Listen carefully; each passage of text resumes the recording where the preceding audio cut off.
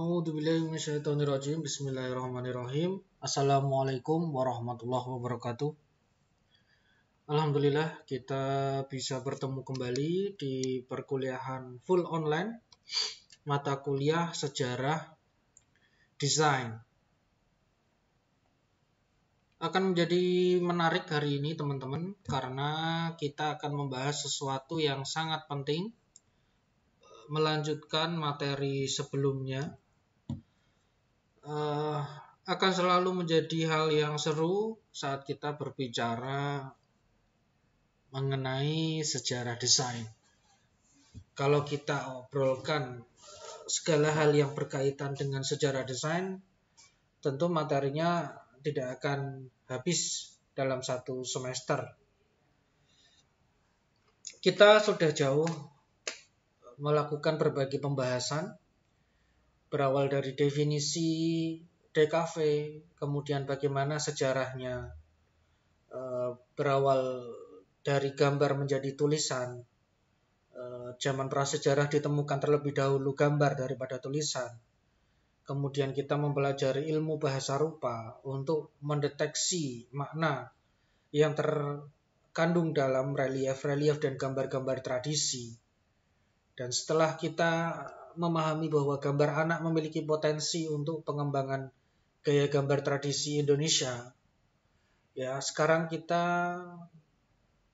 saatnya melangkah lebih jauh, lebih dalam mengenai materi penting hari ini ya. Nah, setelah kemarin teman-teman memahami juga berbagai gaya desain dari masa ke masa, ya. Nah, sekarang saatnya teman-teman saya ajak untuk menciptakan intellectual property yang dimana teman-teman nanti akan bisa memiliki semangat ya untuk menggali potensi yang terpendam pada diri kalian. Nah, apa itu yang dimaksud dengan intellectual property? Kenapa ini menjadi hal yang penting? Setelah kemarin kita sempat ngobrol ya, kalau teman-teman menyimak pasti ingat ya bahwa kita itu punya karakter tradisi, karakter-karakter wayang, ya, khususnya Punokawan, ya. Ada juga kalau IP beberapa superhero di Bumi Langit yang dinaungi Bumi Langit.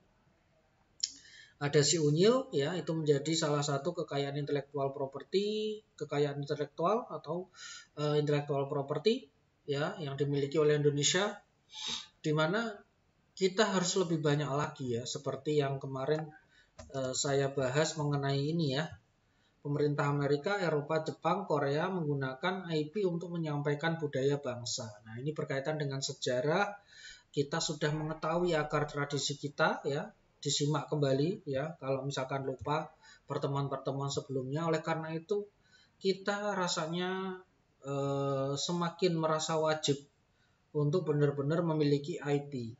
Nah, saya berharap dari mahasiswa yang saya ajar ada generasi baru pencipta IP selaku author, selaku kreator ya, di mana IP itu setidaknya bermanfaat untuk menyampaikan pesan-pesan yang bernilai budaya. Kalau kita ngomong budaya, bukan sekedar wayang, bukan sekedar tari tradisional, tapi bagaimana yang menjadi kebiasaan masyarakat Indonesia itu adalah budaya. Misalkan semangat gotong royong, orang yang nggak gampang stres, ya dan sebagainya, itu adalah tradisi dan budaya kita. Oleh karena itu, tolong teman-teman silahkan nanti diperhatikan baik-baik bagaimana kita menciptakan IP untuk semakin memperkaya budaya Indonesia agar budaya kita semakin dikenal ya, baik dari generasi penerus kita nanti ya, ataupun juga saya berharap juga bisa dikenal oleh bangsa selain Indonesia ya di kancah internasional. Nah, mungkin IP kalian nanti bisa minimal berawal dari medsos dulu, dipublikasikan dalam bentuk strip, komik strip misalkan ya, atau dalam bentuk game atau skin game ya, atau dalam bentuk animasi YouTube misalkan, ya. Nah, silahkan nanti bereksperimen dan banyak berkarya untuk menggali IP kalian. Nah, kita akan lebih dalam merancang karakter original untuk menjadi IP pribadi kita. Nah, ini contoh-contoh karakter pribadi yang saya ciptakan. Di sini adalah IP saya, ya. Ini ada 5, IP-nya ada 10 lebih ya, teman-teman ya. Karakternya ya. Jadi satu karakter itu satu IP istilahnya. Bagaimana cara membuatnya? Mari kita simak bersama-sama. Ya, mari kita simak bersama-sama. Nah, kita harus paham bahwa bahasa visual itu memiliki kekuatan yang lebih besar. Bukan berarti saya mengecilkan linguistik, ya, tetapi bahasa visual itu lebih mudah direkam oleh amigdala, oleh otak, di mana kadang saat otak berada dalam posisi tidak sadar, ya, saat mata melihat suatu visual, walaupun kita tidak sadar, ya, otak itu merekam dan mengolah, teman-teman, secara otomatis visual-visual itu. Oke, bisa dipahami ya. Tetapi berbeda dengan saat kita membaca, kalau kita tidak sadar ya tidak terbaca. Tetapi kalau visual akan terekam dengan baik pada memori otak. Dan otak mengolah visual tersebut untuk diambil suatu maknanya. Nah, itulah luar biasanya bahasa visual. Kemudian kita harus memahami betul bahwa original karakter yang merupakan intellectual property itu adalah salah satu media visual yang mampu menyampaikan suatu pesan. Ya, kalau kita bicara desain komunikasi visual, tentu akan tetap ada korelasinya dengan sejarah DKV. Nah, tentu kalau misalkan setiap karya desain yang kita rancang itu tujuannya untuk menyampaikan pesan, ya, seperti halnya sudah kita pahami, desain komunikasi visual bagaimana kita merancang media visual untuk menyampaikan suatu pesan dengan tujuan berkomunikasi, ya. Nah, itu harus dipahami. Nah, kita harus selalu mengingat bahwa pemerintah Amerika, Eropa, Jepang, Korea, termasuk Cina, ya, menggunakan IP untuk menyampaikan budaya bangsa. Nah, kalau misalkan teman-teman bertanya, loh Pak, kalau K-pop itu memang budaya bangsa, ya budaya mereka sudah menjadi budaya yang dikemas sedemikian rupa dalam cita rasa global, ya. Misalkan mereka mungkin memasukkan meskipun tidak 100% tradisional berarti ya, tetapi mereka sudah mengemas yang tradisional menjadi pop culture seperti yang sudah kita bahas sebelumnya. Atau misalkan bukan hanya dari dance-nya, misalkan kalau K-pop ya, bagaimana kebiasaan dari K-pop idolnya itu, ya, apa yang mereka makan, apa yang mereka bicarakan, apa yang mereka menjadi kebiasaan, itu pasti mereka akan menyampaikan budaya-budaya. Misalkan kita tahu kimchi ya,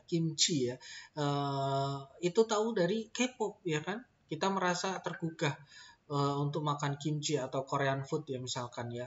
Nah, oleh karena itu saat ada investor yang menanamkan modal di Indonesia, ya, saat ada investor yang menanamkan modal di Indonesia untuk menyampaikan untuk menjual produknya, atau misalkan Korea membangun perusahaan di Indonesia, Korean food, tentu itu akan laku karena kita sudah terbiasa. Nah, terbiasa teredukasi oleh para idol di K-pop, ya. Nah, itu salah satu contoh. Ya, seperti halnya kita menikmati ramen, kita sebenarnya nggak tahu ramen itu dari siapa. Guru-guru kita mungkin tidak akan memberitahu apa itu ramen. Ya, atau misalkan di koran kita tidak akan tahu seberapa enak sih ramen, walaupun mungkin tahu ya, ramen adalah ya misalkan ramen itu apa gitu. Tapi saya enak apa sih ramen? Nah, yang mengkampanyekan ya IP-IP yang kita lihat ini, ya kan? Mungkin kalau yang ramen ya berarti dari Jepang, misalkan dari Kamen Rider, dari tokoh-tokoh anime ya seperti Naruto, ya seperti Doraemon, kita tahu Dorayaki. Nah, seperti itu ya. Jadi itu yang saya maksud menggunakan IP untuk menyampaikan budaya bangsa. Nah, kalau kita bahas kuliner aja nggak ada habisnya. Apalagi ideologi yang lain, ya kan? Misalkan kalau di Barat ideologinya ya kebebasan. Nah, tetapi kalau kebebasan kita terima mentah-mentah dengan tanpa filter, ya tentu itu akan menjadi suatu yang berbahaya. Baik dalam pergaulan antar sesama manusia, baik kebebasan yang disalahgunakan dalam bertindak sebagai suatu bangsa. Nah, itu sangat berbahaya, teman-teman. Kita harus memfilter. Makanya khasanah budaya positif yang ada di Indonesia ini salah satunya yang menjadi filter agar kita tetap memiliki jati diri suatu bangsa, ya. Oleh karena itu, karena kita memiliki nilai-nilai luhur pada budaya tradisi, ayolah kita mengkampanyekan budaya kita agar dikenal oleh semua bangsa. Nah, tujuannya seperti halnya ramen yang dikenal dunia, ya. Kita juga berhak mengenalkan gado-gado misalkan, ya, atau pecel misalkan, ya. Jadi tidak masalah kita mengenalkan. Walaupun mungkin semuanya sudah kenal, di Jepang ada Pak, itu restoran. Iya, kita harus lebih lagi. Seperti halnya seluruh dunia suka ramen, seluruh dunia suka sushi, ya. Nah, sampai seperti itu. Bahkan ideologi bangsa, misalkan kita suka gotong royong, kita suka tenggang rasa, kita orang-orang yang tidak mudah stres misalkan. Walaupun mungkin presentasi stres selalu ada, tetapi Indonesia dikenal, ya, memiliki budaya yang anti stres, ya, bisa mengatasi stres pelan atau cepat atau lambat, bangsa yang selalu pandai dalam mengelola stresnya. Nah, itu menjadi suatu budaya yang luar biasa buat kita. Apalagi budaya-budaya visual yang ada di seluruh suku yang ada di Indonesia, misalkan Kalimantan, ya, kita jadikan IP itu luar biasa, teman-teman. Ya, bagaimana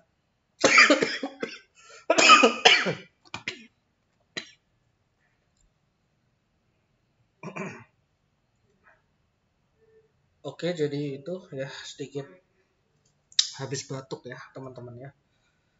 Nah, jadi kurang lebih seperti itu kita sampaikan budaya bangsa, nilai luhur bangsa untuk lebih dikenal. Harapannya nanti juga ada investor-investor yang memberikan support, ya, untuk kemajuan perekonomian bangsa juga, ya.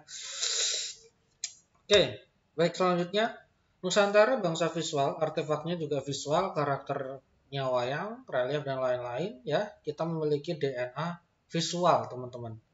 Nah, ini menjadi bukti bahwa kita memang memiliki DNA visual, ya, seperti yang kita bahas sebelumnya. Oleh karena itu sangat relevan bagaimana materi ini menjadi penting agar teman-teman lebih mengerti bahwa IP ini memang penting untuk kita pelajari, ya. Nah, kita juga sudah mempelajari bagaimana kita punya relief dan begitu banyak IP visual, kita harus semakin kembangkan lagi. Oke, ya, gitu ya. Nah, mungkin ada beberapa mahasiswa yang sedikit malas membaca buku, tetapi semangat sekali saat membaca komik. Ya, barangkali itu, anggaplah itu sebagai suatu kelebihan juga. Tapi bukan berarti saya mengajak teman-teman untuk anti literasi, ya. Bacalah buku yang memberikan manfaat, ya, tetapi galilah juga potensi visual yang ada pada diri kalian. Nah, ini beberapa contoh dari relief yang sudah kita bahas sebelumnya. Oke. Nah, lalu bagaimana cara kita merancang cara pembuatan original karakter, ya, yang berkaitan dengan sejarah DKV dan memajukan IP bangsa, ya. Yang pertama adalah tujuan bikin OC, dasar konsep harus ada alasan biar terarah. OC kita menyelesaikan sebuah permasalahan untuk media apa, komik, animasi, atau lainnya. Nah, pertama kita harus menentukan original karakter itu yang kita rancang nanti untuk media apa, teman-teman. Apakah menjadi komik, animasi, atau semuanya? Ya, nah itu harus diperhitungkan dulu. Kemudian alasannya apa? Kenapa kita harus bikin karakter itu? menyelesaikan permasalahan nggak, ya. Nah, misalkan ini. Nah, ini contohnya ya, misalkan. Nah, misalkan di sini teman-teman bisa melihat salah satu karakter saya, ya. Ini eh, kalau teman-teman mengikuti karya saya di sini, ini konsep awal, ya. Ini konsep awal.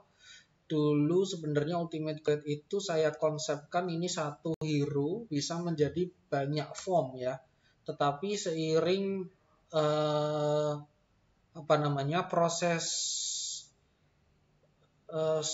serialisasi editorial, ya, ternyata segmentasi pasar budaya timur itu suka tim, ya, bukan sendirian. Oleh karena itu saya bikin karakternya lebih banyak, ya. Kalau teman-teman bisa melihat di serial Ultimate Guide itu ada 10 superhero, ya, ada 10 superhero. Nah, di sini ada 5 aja. Silakan nanti bagi teman-teman yang ingin baca, ya, googling aja Ultimate Guide, pasti akan tahu cara belinya. Nah, di sini saya berikan contoh teman-teman.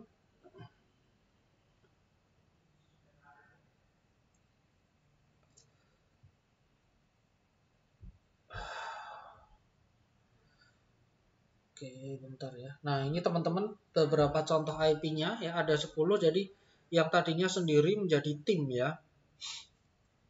Jadi tadinya tuh Zetro tuh bisa berubah menjadi Form Destroyer, Armors, Ray, ya, Mobius dan sebagainya. Tapi setelah ada yang namanya IP saya publikasikan di komik, ya. Komik itu pasti melalui kurasi oleh editor.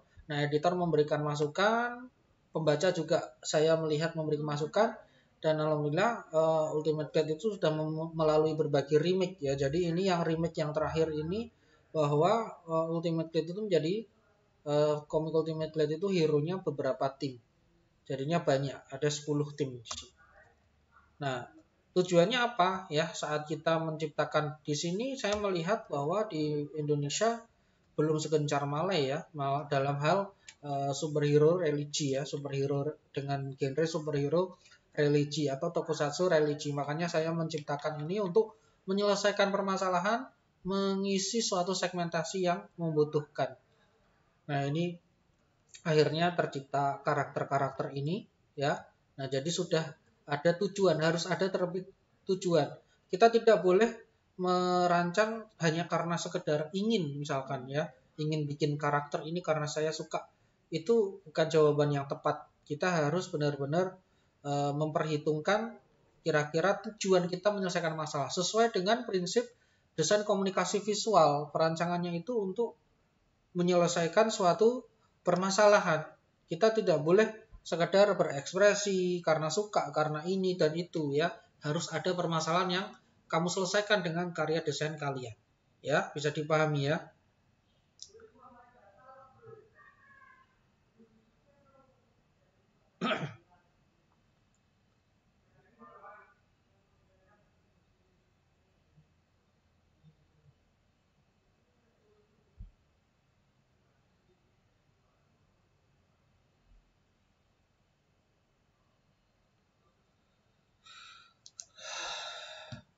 Kemudian kita bisa menentukan jenis makhluknya, apakah hewan, manusia, atau benda.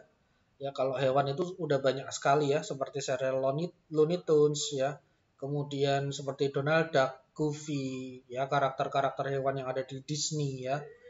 Manusia udah banyak sekali, ya. Ada Naruto, ada Bleach, ada Dragon Ball, ada One Piece, ya, itu karakternya IP-nya kebanyakan manusia. Nah, kalau di One Piece juga menarik, ya, ada yang manusia, ada yang hewan, ada yang robot, udah komplit aja itu, ya. Kemudian benda, ya, kita bisa melihat SpongeBob, contoh role model karakter IP yang idenya dari benda mati, itu dari sponge, cuci piring. Kemudian yang ketiga, kita sebut nama, ya, kita harus memiliki sebutan nama untuk IP kita, ambil dari sifatnya. Ya, pilih nama yang simple, ya, ambil dari kekuatannya, cara mencari idenya ambil dari kekuatannya, ambil dari sifatnya, ambil dari tokoh terkenal, usahakan mudah diingat dan tidak rumit dihafal, ya. Nah, jadi kita harus menggunakan nama yang simple. Misalkan karakter saya ini, ya, Nah, ini saya menggunakan nama manusianya Zetro saat dia beraksi menjadi hero ini sebutannya Protector. Nah, jadi ini simple namanya ya, Zetro adalah Protector. Kemudian ini saya beri nama Saladin ya, Saladin beride dari Salahuddin Al-Ayyubi ya. Nah, di sini senjatanya pedang tapi laser. Saya berusaha untuk memodifikasi sehingga karakter ini memiliki cita rasa global ya dan mengikuti zaman ya. Oke, selanjutnya dari tujuan dan konsep visualkan detail wujud wajah, penampilan, kostum, konsep warnanya. Nah, jadi setelah kita sudah merancang ya karakter kita pengen apa, ya tentukan konsepnya teman-teman. Ya misalkan Saladin ini ya bentuknya seperti ini, tampak depannya seperti ini, harus detail ya. Karena suatu saat kita kalau sudah terjun di bidang industri ya bekerja dengan tim kita yang bagian mengerjakan dan kita bagian art director misalkan ya. Tim kita bisa tahu panduannya ya, tampak depannya seperti apa, tampak belakangnya seperti apa ya, tampak samping seperti apa. Harus tahu ya seperti ini ya contohnya ya. Kemudian warna. Nah, warna itu kalau kita ingat mata kuliah nirmana itu memiliki makna. Ya, warna itu memberikan warna merah, kuning ya itu adalah lambang dari semangat. Jadi karakter ini adalah karakter yang semangat dan pantang menyerah. Nah, seperti itu contohnya ya. Kemudian terakhir sejarah singkat original karakter. Nah, ini tidak saya tampilkan ya. Ini nanti ditulis ya misalkan karakter Saladin ya. Saladin ini bagaimana kisahnya, singkatnya kenapa bernama Saladin, bagaimana visi dan misinya, ya bagaimana apakah dia punya cerita awal, tengah, akhir ceritanya seperti apa. Nah, itu harus dijelaskan. Oke, nah jadi ini beberapa contoh karakter yang sudah saya rancang. Nah, di sini teman-teman bisa save ya atau screenshot misalkan kalau ingin langsung praktek membuat original karakter, ini jadikan tugas pribadi aja, inisiatif teman-teman ya untuk bereksperimen. Nah, ini bisa kalian kembangkan dan kalian bisa menggali potensi kalian ya untuk bisa menciptakan original karakter kalian sendiri. Nah, ini beberapa yang sudah saya terbitkan buku komiknya. Nah, ini beberapa karakternya. Di sini ada Jazari, robot asistennya Zetro di sini. Nah, oke. Nah, dan beberapa contoh karakter yang lain. Nah, untuk gaya gambar kalian bisa lebih bebas lagi ya teman-teman ya. Bisa memilih gaya gambar kartun atau sebagainya ya. Itu bisa menjadi ciri khas kalian ke depan nanti untuk menciptakan karakter IP yang seperti apa.